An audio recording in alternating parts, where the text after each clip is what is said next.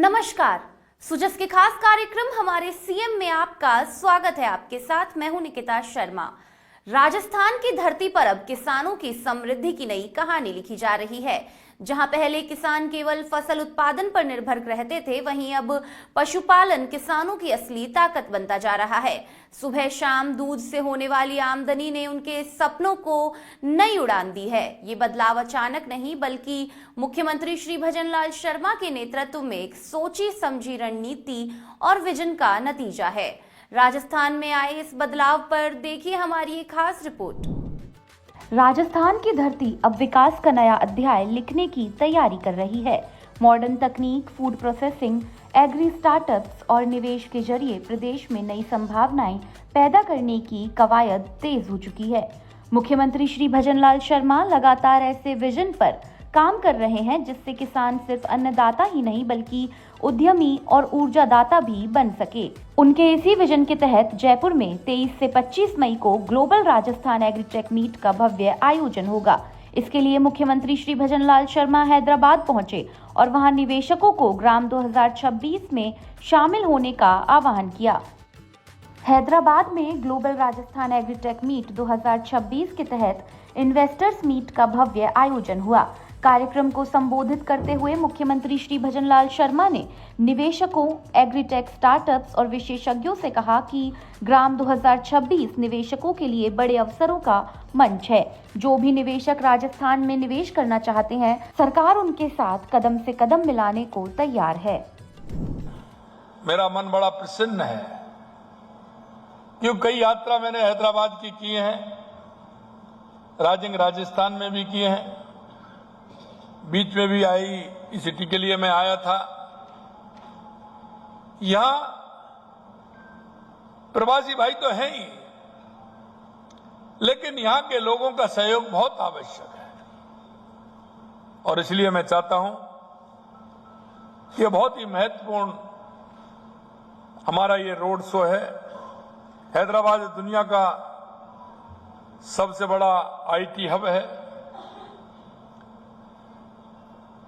साइबराबाद के रूप में अपनी पहचान बना चुका है।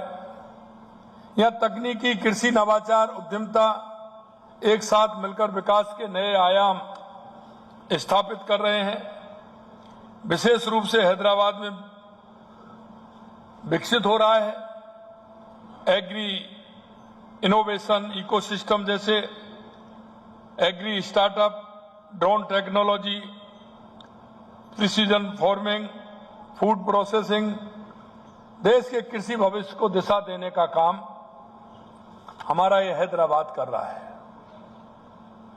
यहां international crop research institute for the semi arid tropics भी है, जैसे पृथ्वी से सूखे क्षेत्रों के लिए फसल अनुसंधान और टिकाऊ कृषि मॉडल पर काम कर रहे हैं। बाजार, दालें और कम पानी में उगने वाली फसलों पर यहां महत्वपूर्ण शोध हो रहा है। यह राजस्थान के लिए बहुत आवश्यक है। हम राजस्थान को दुनिया के एग्रीटेक इन्वेस्टमेंट डेस्टिनेशन के रूप में तैयार कर चुके हैं। अब राजस्थान में आपका निवेश एवं ऐसी साझेदारी होगी जहां सरकार आपके साथ खड़ी मिलेगी।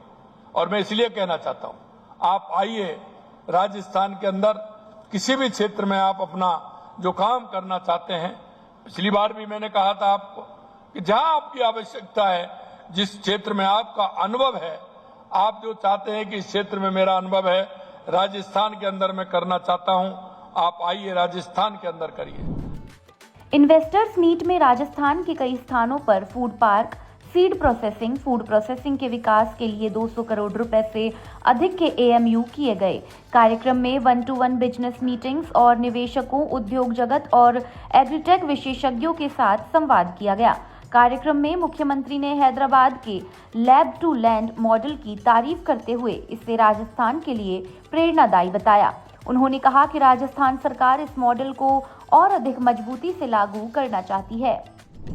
हैदराबाद की सबसे बड़ी ताकत यह है कि इसने लैब टू लैंड की दूरी को कम किया है और रिसर्च सीधे किसान तक पहुंच रही है। आपका यह प्रयास बहुत ही अच्छा है। इस मॉडल को हम राजस्थान में और मजबूती से लागू करना चाहते हैं, जिसमें आपके सहयोग की बहुत आवश्यकता है। मुझे विश्वास है कि आपका सहयोग हमें पूरा मिलेगा। हम एग्रीटेक स्टार्टअप को बढ़ावा दे रहे हैं, डिजिटल एग्रीकल्चर मिशन और किसानों को मार्केट से सीधे जोड़ने की पहल भी हम कर रहे हैं। राजस्थान में हम बीज उत्पादन, ऑर्गेनिक फार्मिंग, एग्री प्रोसेसिंग के बड़े हब विकसित करना चाहते हैं। राजस्थान के कई उद्यमी परिवार और कर्मयोगियों ने भाग्यनगर हैदराबाद को अपनी कर्म भूमि बनाया है। मैं इस शहर की प्रगति में वो योगदान उन्होंने दिया है। आज भी यहाँ का मारवाड़ी समाज हैदराबाद की अर्थव्यवस्था और संस्कृति का अभिन्न हिस्सा बन चुका है। राजस्थान में निवेश अनुकूल नीतियों का जिक्र करते हुए मुख्यमंत्री ने कहा कि हमने rising Rajasthan global investment summit का आयोजन किया था। इसके माध्यम से कृषि क्षेत्र में अब तक 9,391 करोड़ रुपए का निवेश धरातल पर उतर चुका है। राज्य सरकार इस निवेश यात्रा को आगे बढ़ाते हुए ग्राम 2026 के माध्यम से किसानों, पशुपालकों और उद्यमियों को नई तकनीक एवं आधुनिक सुविधाओं से जोड़ने का काम करेगी। इस दौरान मुख्यमंत्री ने किसानों की आय बढ़ाने वाली प्रदेश की योजनाओं की भी जानकारी दी। किसान हमारा अन्नदाता के साथ साथ ऊर्जादाता भी बन रहा है। हमने 65,000 से अधिक सौर पंप संयंत्र स्थापित करवाए हैं। 2.25 साल में 1,000 करोड़ रुपए से अधिक का अनुदान हमने दिया है। बिजली, इसमें किसानों की बिजली लागत में भारी कमी आई है, कृषि उत्पादन में वृद्धि हुई है। Solar agri pump, cold storage, processing unit और सौर ऊर्जा के उपयोग की अपार संभावनाएं भी हैं।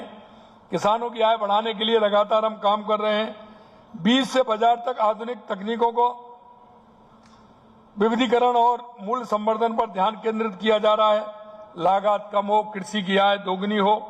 प्राकृतिक खेती, पशुपालन, मत्स्य पालन, मधुमक्खी पालन, झींगा पालन, ये काम हमारे राजस्थान में हो रहा है। हम चाहते हैं कि इनमें भी आप अपना उद्योग लगाएं, इसमें भी आप आगे आएं। पीएम किसान सम्मान निधि योजना में लगातार हमारी सरकार काम कर रही है।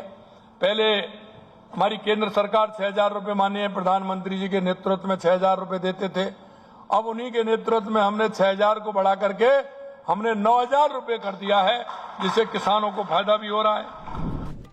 कार्यक्रम में पशुपालन एवं डेयरी मंत्री श्री जोराराम कुमावत, सहकारिता राज्य मंत्री श्री गौतम कुमार दत्त समेत कई अधिकारी और राजस्थान फाउंडेशन के हैदराबाद चैप्टर के प्रतिनिधि मौजूद रहे। इस दौरान हुए निवेश संवाद और 200 करोड़ रुपए से ज्यादा के एएमयू से साफ हो गया कि राजस्थान अब निवेशकों के लिए बड़ा केंद्र बनता जा रहा है। आने वाले दिनों में ग्राम 2026 किसानों, स्टार्टअप्स और उद्योग जगत को एक मंच पर लाकर प्रदेश की अर्थव्यवस्था और युवाओं के रोजगार को नई मजबूती देने का काम करेगा।